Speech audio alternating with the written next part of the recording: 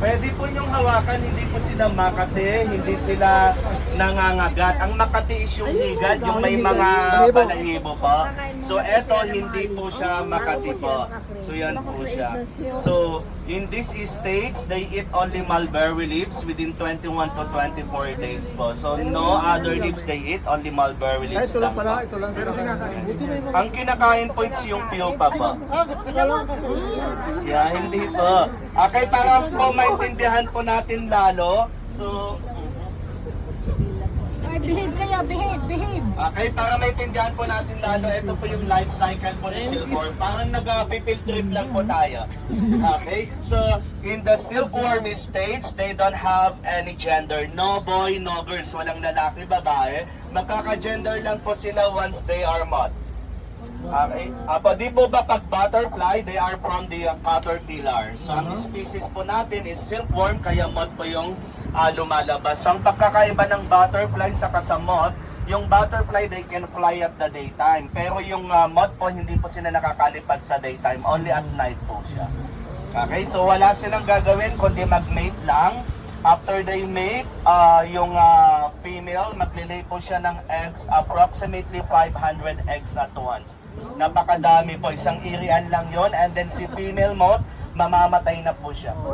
Apo, si male naman, mag-i-stay pa siya ng another 3 days para maghanap ng another mate po. And then after that, mamamatay din po siya. And then 10 to 12 days, eto na yung magka-hatch na po siya. Ito na po yung silkworm stage. Sa silkworm stage, within 21 to 24 days, kakain lang sila ng kakain ng mulberry leaves.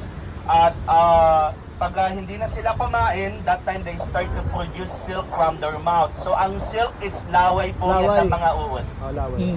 Opo. Yan. And then eto na yung cocoon. Kaya gumagawa sila ng cocoon because they wrap themselves within 2 days. Apo. And then 10 to 12 days in the pupa stage, lalabas po ulit yung moth. So the total life cycle, it's 50 days, 50 po siya. Apo. Pero sa farm po namin, we have 15 hectares na farm. So kailangan po nating i-harvest yung 80% ng mga cocoon. Hindi po dapat natin sila pwedeng palabasin lahat. Kasi pag pinalabas po natin lahat, bubutasan nila yung cocoon, hindi na tuloy-tuloy yung sinulid na makukuha natin. Kaya kailangan lang nating 80 and then the rest para mag-continuous lang po yung cycle po nila para makapag-produce po tayo ng madaming mga silk po. Okay? So nandito yung mga totoong eggs. Tingnan natin kung may buhay pa po silang moth. Okay, excuse me ma'am. Okay, may buhay pa na moth. Okay, so ayan.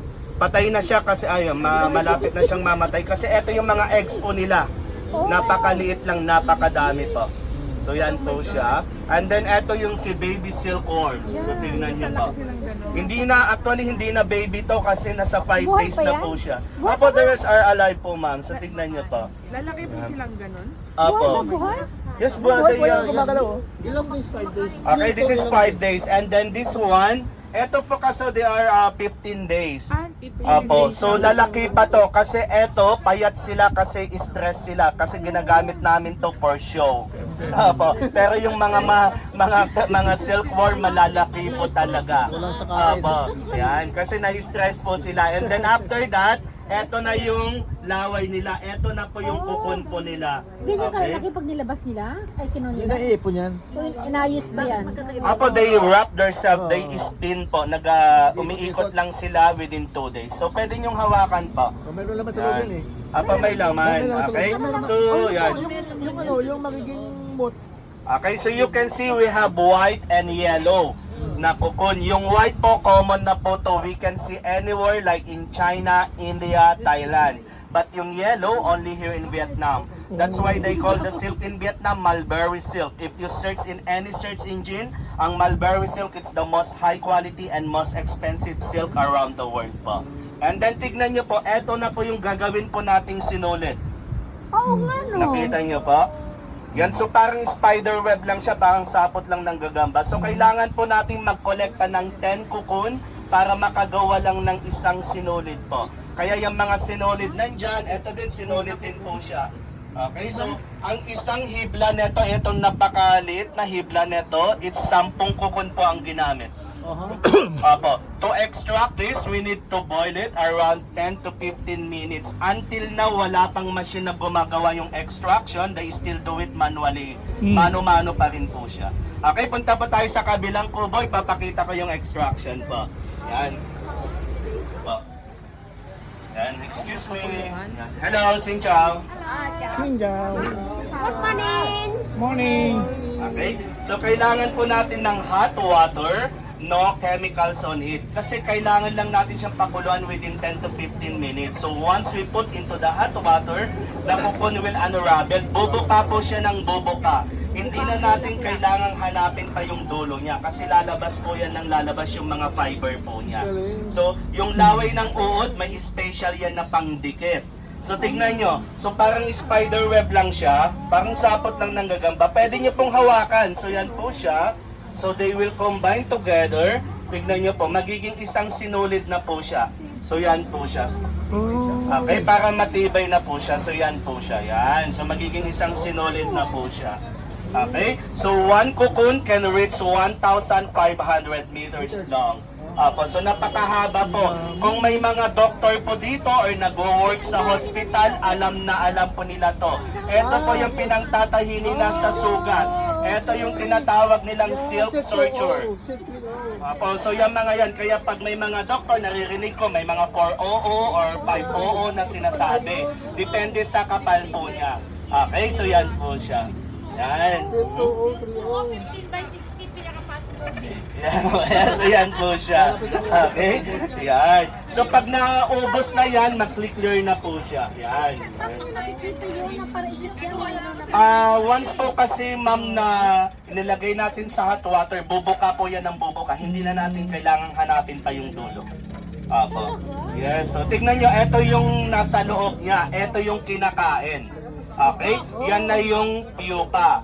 So sa Vietnam, it's there a local delicacy po yan. So sa local market, yes, apo, pwede nyo i-try po. Yan. Apo, kinakain po yan. Apo, sa local market nila, meron po yan. Sa supermarket mo rin din po yan. Apo, yan. Masarap po daw. Ngong, it means delicious. Ngong. Okay? Kom, no. So, kom, ngong, it means hindi masarap. Pero ngong, masarap po siya. Okay, aba? Parang pili nuts lang po siya. Apo, yan. So, yan po siya. Apo, kung may mga yan, itry niyo po, parang pili nuts lang po siya. Apo, mga doktor ka po yesterday, they try it po. Yan. Parang pili nuts po, parang nuts, parang almond lang siya. Opo, yan. Kasi kung nagtitake kayo ng mga collagen o naglalagay kayo sa mga face nyo, yan po, yung mga collagen dyan po galing. Opo, so yan po siya. Kaya sa Korea, alam na alam po nila yan. Kimoki ang tawag po nila. Yan. Ako sa Korea po yan. Opo, masarap po yan. Opo, high in protein, amino acid, especially collagen po siya. Yan. Kasi minsan, yesterday, natuwa sila. Hindi na sila pumasok, kain na sila ng kain. Yung sa ano, yung balot na. Yung balot na eh. Parang pili nuts lang po yan. Try mo po. Inaano mo yung balot. Ako, pili nuts po siya. May photo, siya naman po si King Dong Can. He was the first king under the Nguyen dynasty po ng Vietnam. And he was 23 years old when he was a king. And then he is the only one can wear yellow